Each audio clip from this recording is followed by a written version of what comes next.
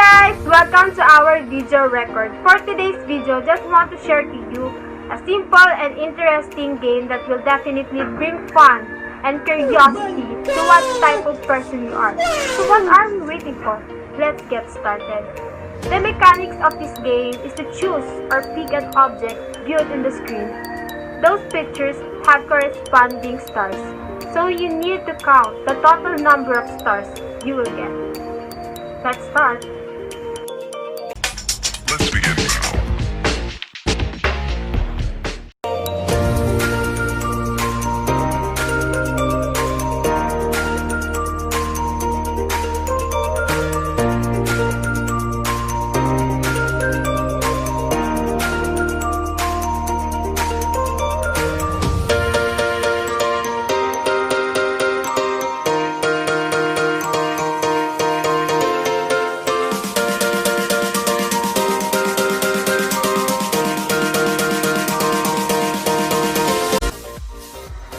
Thank you for your cooperation. So now let's proceed to our main discussion, which will be reported by Basco, Boras, Dicana, and Kaindan. Hello classmates! My name is Kyla Basco. I am here to discuss with you about the Bicol region. So first, what is Bicol? Bicol is the adventure capital of the Philippines, and it is well known for accident tropical riches, secret beaches, and also their special spicy food. Nice. Anyway, where is Region 5 located? In the Philippine map, it was located at the right side below. It consists of 6 provinces, which is the Camarines Sur, Camarines Norte, Catanduanes, Sursogon, Masbate, and of course, Albay. In Albay, they have ancient literature which become part of the life of the people living in Darga Albay, and it is the legend of Mount Mayon because it plays a big part in the beliefs, practices, culture, and celebration. One of these examples is Magayon Festival, which is a month-long celebration happening every month of May in Albay province. This festival is meant to honor Mayon volcano's beauty with Magayon, meaning always beautiful to look at. It is wrote or written by Mr. Aldon Balde, who was born in Busak, Uwas, Albay. He finished a degree in civil engineering and worked as a construction engineer for 33 years, after which he retired to pursue a career as an author. Now, let us proceed to the elements of the story and let us identify it. The first one is the characters. So what will be or who will be the main characters in the story? It has 4 main characters. They are Daragang Magayon, or in Tagalog, Dalagang Maganda, Panganoron, Pagtuga, and Datu Makusog. For you to know them, the story was inserted in my PowerPoint, so kindly visit it. Okay? Then, aside from the character, we also have additional part of the story, which is the theme. Why the theme of the story is eternal and undying love?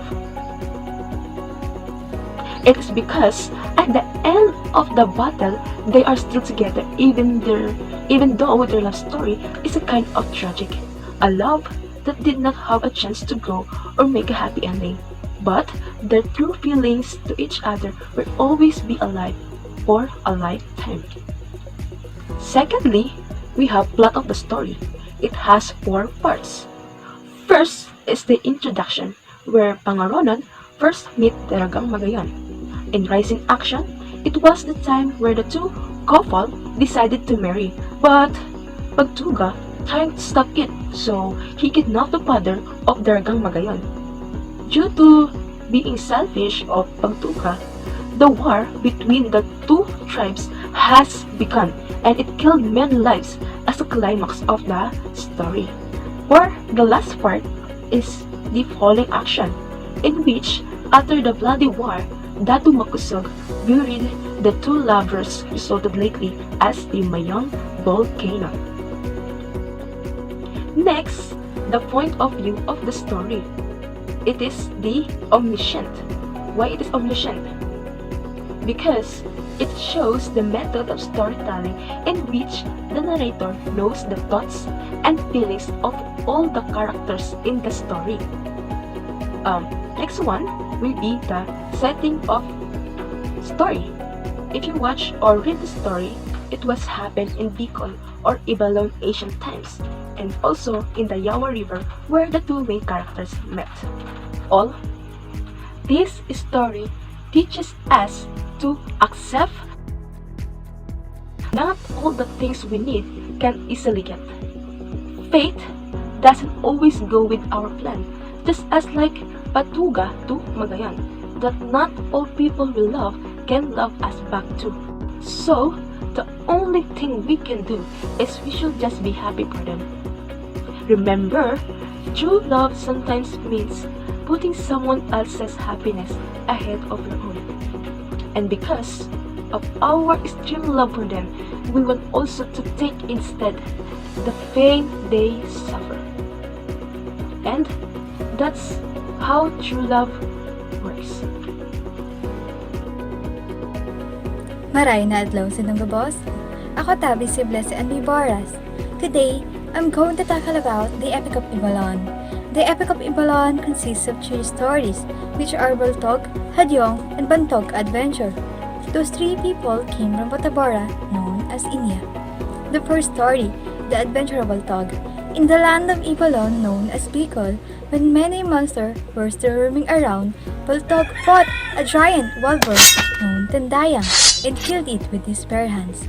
And he hung its innumerous jawbones on a talisay tree in front of his house in Tondol. For this marvelous feat, he was acknowledged as chief of local hunters. The second story, The Adventure of Hadyong. Hadyong was the second hero who came to Ibalon. Together with his follower, he fought the land of the monster. They first fought the Dambuhala. They never stopped until all those monsters were killed. Second, the Tiburon. A giant flying sharks, they continued fighting until the defeat of the last Tiburon. Meanwhile, Hadyong decided to look for Oriole, a wheelie serpent who appeared as beautiful maiden with a seductive voice. Hadyong convinced Oriole to help to clear the region of beasts until peace came to the whole land. Hadyong was turned to making wise laws and planting the land of linsa and rice. In a period of invention, boats, farming tools, weaving looms, clayware, kitchen utensils, tree house, and even slavery. Together, the people of Ibalon built a society with culture. It was a golden period when slaves were respected under the laws of Hadyong. The last story, The Adventure of Bantog. Bantog was an old companion of Hadyong. Under the order of Hadyong, Bantog took with him 1,000 warriors to attack Rabot's Nin. But, using his wisdom against Rabot, he did not attack the giant right away. He first observed Rabot by looking around the giant's den, and he discovered that there were many rocks surrounding it and the people who turned into rocks by Rabot. He also learned that Rabot loved to sleep during day and stayed awake at night. So he waited when Rabot was already sleeping as he came near and cut Rabot into two with his very sharp bolo. Bantog wrote to ligmaan the corpse of Rabot. So, Ibalon was peace once more. The moral lesson of this story, courageousness and wisdom will lead you to victory. Diyos mabalos sa inyong gabos. Have a nice day!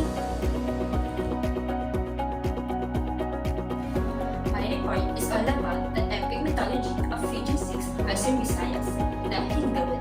Hinilawod is an epic enchanted medicinal people of Pananalans. Hinilawod also is the oldest and the longest epic of Hiligaynon Nation or Western Visayas. The term Hinilawod means the tales from the mouth of Halawod. Wow! It tells about the story of a goddess who married a mortal and the adventures of her three demigod sons. The main characters are Alon Sinay, the goddess of the eastern sky, Tatu Paubari, a mortal, and a mighty ruler of Halawod, Labao Dunggon, the eldest of the three, Pumadabnon, the seventh child, Dumalaptap, the third child, Kaptan, king of the gods, Aklom Satuan, the gods of the plains, and Suklang Manayil, the sister of Alunsinay. The exposition of the story is when the goddess of eastern sky, Alunsinay, reached the maidenhood. The king of the gods, Kaptan, decreed her that she should marry. All the unmarried gods of different domains of the universe tried to win her hand, but she chose to marry a mortal, Datu Paupari, the mighty ruler of Halawal. The rising action of the story is when Labao imprisoned Benit sa Ragnayan. The climax is when they revenge for Labao, because Labao is imprisoned Benit sa Ragnayan. They fought for freedom to save Labao. The falling action of the story is when they win every fight and they save Labao Tungkol to Saragnayan. The resolution of the story. Datu Paupari was very happy when he reunited again with his sons and prepared fest for their honor. After the celebration, the three brothers left for the different parts of the world. Labao Dungkol from the north, Humadapnon from the south, Dumalapdap from the west, and Datu Paupari came to the east. The conflict of the story is when the three sons of Alunsinay, the goddess of the eastern sky, and Datu Paupari, the mighty ruler of the Halawal, fought for their desired wife.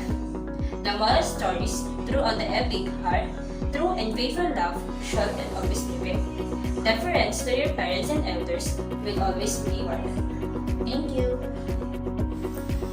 Maayong aga sa inyong tanan. My name is Jess Jogicana, the reporter of Asian Literature Epics in Sac Sargent Region. As I proceed, let's just take a look or having some familiarization first about this region. Sac Sargent Region was formerly known as Central Mindanao and officially designated as Region 12. It is an administrative region of the Philippines occupying the southern central section of Mindanao.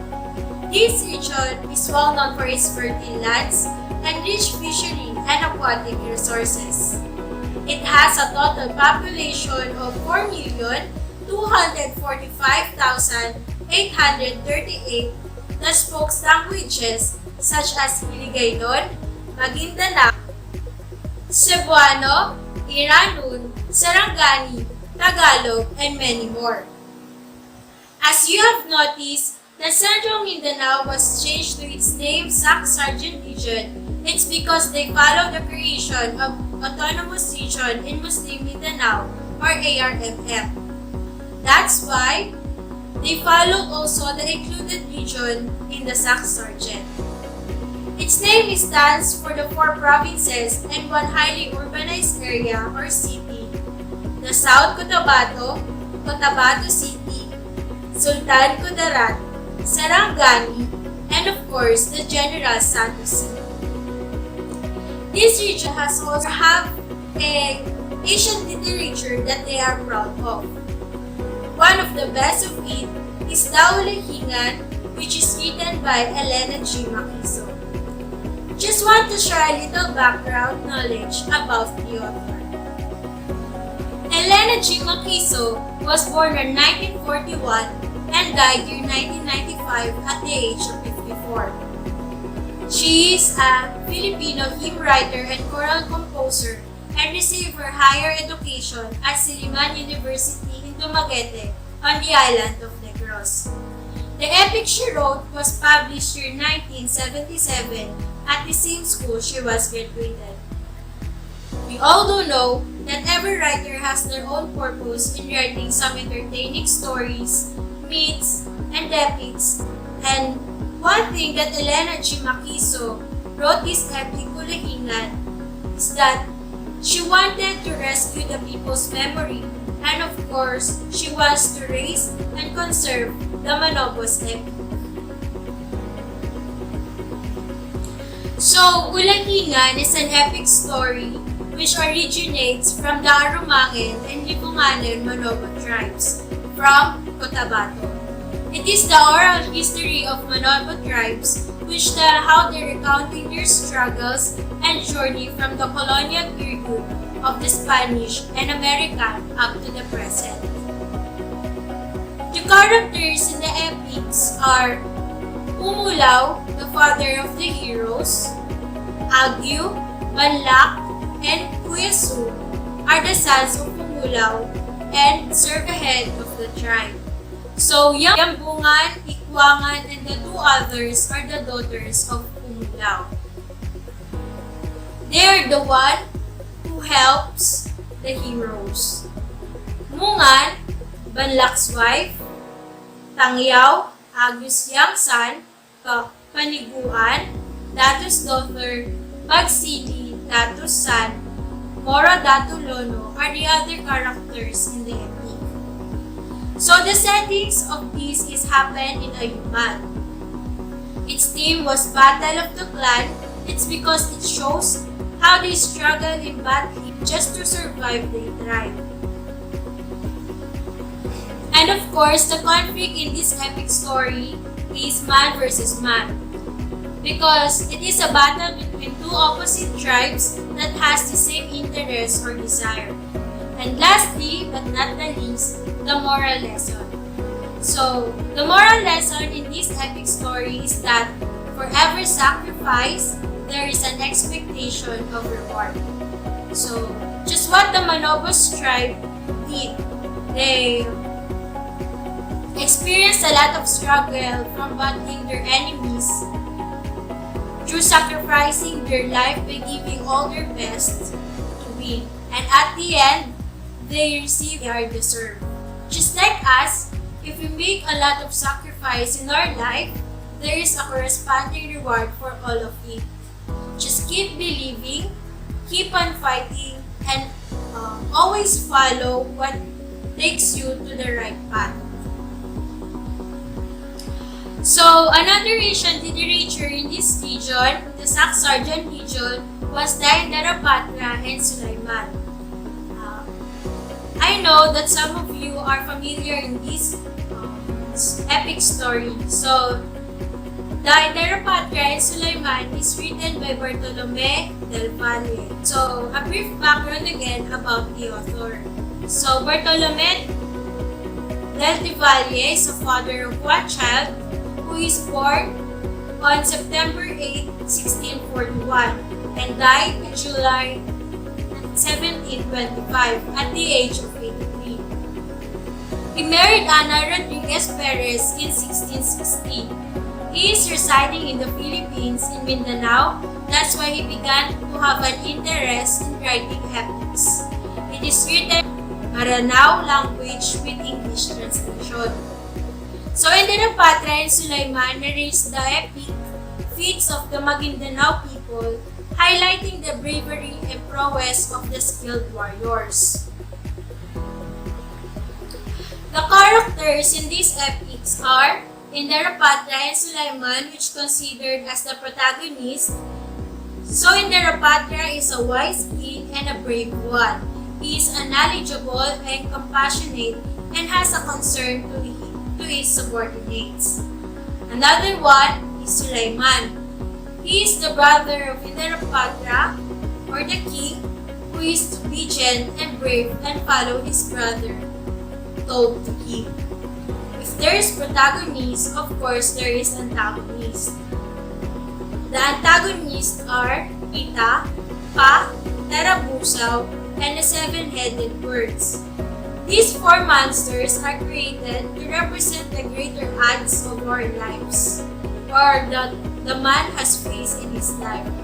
Example, natural calamities, disease, and other elements that can cause havoc or destruction to our lives or properties. So the settings of the story takes place in Maguindanao, where the four monsters attack. The conflict of the story is man versus nature. It's because you cannot see who is your enemy. You cannot predict where and when it will come. It is how the protagonist solve or overcome the obstacles in order to survive or restore. The theme is to be a good leader. The story tells us that there are certain qualities that the leader must have. The first one is the leader must have or the leader must show bravery and compassion. Second, know how to lead its subordinates. Third, possess the ability to face the greater odds that comes to his life. He is the one who is willing to sacrifice his life so the others may be saved. And lastly, the moral lesson, be a good leader. Once you become a good leader, you know how to care your follower, which will contribute for the brighter future and move on the struggles they have been through. That's all. Thank you.